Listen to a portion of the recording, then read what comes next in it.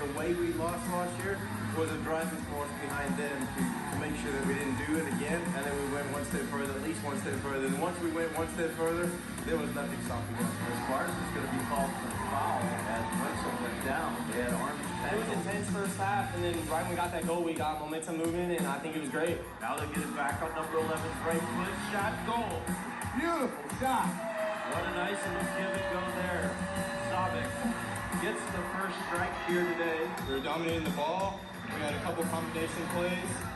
I made a run, I got played through, and I knew as soon as I got in that position, I could bury it.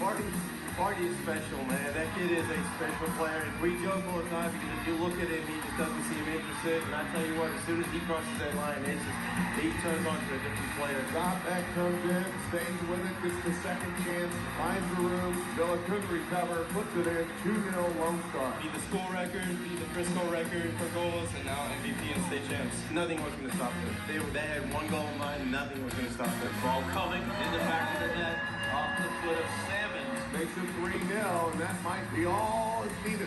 Free kick, edge the 18. I looked at him, I knew he was playing me, and we kind of locked eyes. I knew it. It's been about them from day one. I knew that the team was talented enough, and I knew that they were driven enough to be able to get there. As everybody said, we've set the tradition, we've set the culture now, and it's the group that's coming up. They know what's expected of them, and this is what we needed. We just needed to be able to get that one shot and then get it, and now you can prove a point to everybody else that we can do this.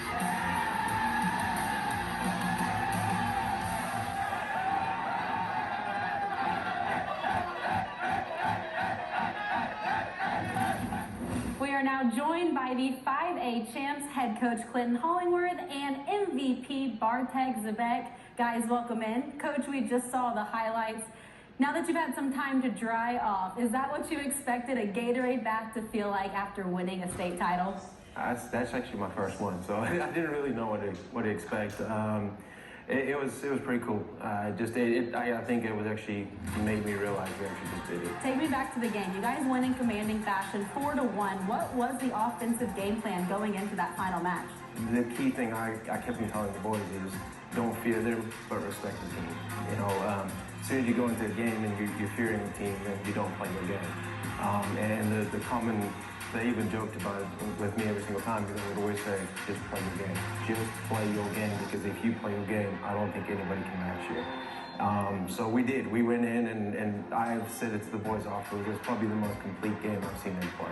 It was high press, and when we lost it, we won it back right away, and then obviously took care of our opportunities, and so. Bartek, you were playing just your game. 2 goals for you in that championship match. What was your mindset heading into the final game? Well, as one of the key offensive players on our team, I knew I had to step up in a big game like that, the biggest game of all season, and I'm glad I did. Throughout the postseason, you guys outscored opponents 24-5. Bartek, what was the key to having that offensive success in the playoffs? I think our style of play, we like to play a possession-based style, and every time we played that type of style, we always want to be winning. Coach, the style of play for you guys, you touched on it, offense really clicking throughout the entire postseason. I mean, tell me a little bit more about what makes this offense go.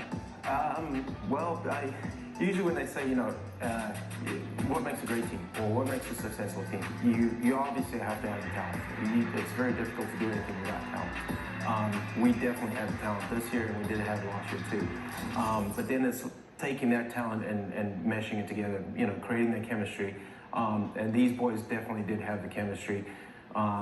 Leading up to the front three with the depth that we had up front, because we had about a good rotation of about 5 or 6 kids up top, and never missed a click. As soon as I made a sub, there was no drop off of the level or anything like that. And the kids they knew where each other was going to go before they even went there. So, especially the combination between Bartek and Tucker, I think those two really meshed well. And then you throw in Peyton as well, and Adam and Joe, and then it was poetry in motion, if you want to call it that. Bartek, for you after last season, a great season, but a tough loss in the playoffs. How much of that was a driving force as you guys headed into postseason play for your senior year? Well, unfortunately for me, I was not able to play last year from a situation with the school, but I definitely knew that I had to step up this year and help the team win as much as possible, and we did, so it worked out. Last year's loss was bittersweet. You know, that was our first time to ever be there, and I felt that us never been there before. You know, we were a little nervous walking into that game. Just the atmosphere, the environment, the situation, the importance behind the game, because we felt whoever won that game was probably going to go on and win the whole thing. And you know, playing the same team 3 times and beating them 3 times is not easy to do. We had beaten them twice prior to that, and the nerves started kicking in to the team. And I think that after losing that game, the sweetness of it was we knew what to expect, we knew what we needed to do, and we weren't going to get denied again. Bartek, not being able to play your junior season, but watching this team, how much did that make you realize how much you love the sport of soccer? Last year, not being able to play, I really regretted. It sucked, man. It was the worst feeling ever to see this team with such a bond and not being able to play with them. I heard from very many people that it was Bartek's fault that we didn't win state last year, but it's okay, we got it this year. Did you kind of feel some pressure then going into this senior year, thinking that, you know, you want to make a difference and help this team out this year around? Obviously a little bit of pressure, but I've played soccer my whole life. That's what I do, so when I get on that field, it's natural. Bartek is the type of player that he lets his game do the talking for him. He's not a man of a lot of words, but he feels he's free when he steps foot on that line, over that line. I joke with him because he's not much of a practice kid. He doesn't like to practice. But I tell you what, the light just switches on when he steps foot over that line and he gets to playing. He's free. He's in his zone. And I think I wouldn't say it was his fault that we didn't win last year. He would have been a huge addition, obviously, for us last year. But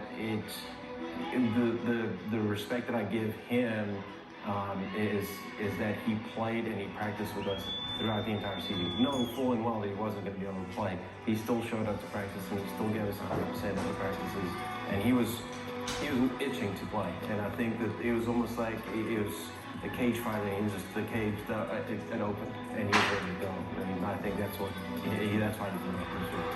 Coach, first title in program history. Why was this the group that was able to get it done? Going into the season, I felt we had the talent to do it. The key question is how were we going to bounce back from what happened last year? Were we going to come in with a positive attitude, or were we going to still linger on the loss and that? But when we started preseason, I turned to my assistant and I said, we're doing it this year. So I felt I was confident enough. I just felt that my job was to not mess it up, basically. Coach, talking about a legendary group, 21 seniors, Bartek, one of them. I mean, what type of impact have they made on this program? We got this group, when they came in as freshmen, there was about 15 of the 21 that we have right now. 15 of them came in, and both my assistant and I looked at each other when they came in. We knew they were a talented group, but we had never seen a group of kids that were so bonded already right off the bat. I joke with them that I think that they're closer to their teammates than they are their real families. We found out that every spare moment they had, they were hanging out together. They were doing family dinners together. They were going to Sonic together. They were doing everything together. And we knew that group was probably going to be the group. It was a special group walking in. It's going to be tough to say goodbye to them, for sure. Yeah, chemistry takes time with a special group you had this year. Congratulations again to the both of you. What a way to make a mark in this program. First ever state title for Frisco Lone Star. Frisco is the place to be if you are passionate about soccer. Since 2017, this is what the rundown of Frisco championship teams look like. For the boys, Frisco Wakeland has won 4 out of the last 6 state titles in 5A, while Frisco Lone Star gets the chip this season. That's 5 out of the last 6 years for Frisco teams. And on the girls' side, we've got Wakeland in 2018 and 2022. Frisco loves football, and right now, the reigning kings are the Frisco Lone Star Rangers. Hi, I'm Quentin Hollingworth, and I'm the head coach of Frisco Lone Star. Hi, I'm Bartek Zabek, and I'm a player for Lone Star Soccer. Frisco Lone Star Rangers raised the trophy in 2023, and they have bragging rights in the state of Texas. and you're watching UIL Championship Spotlight.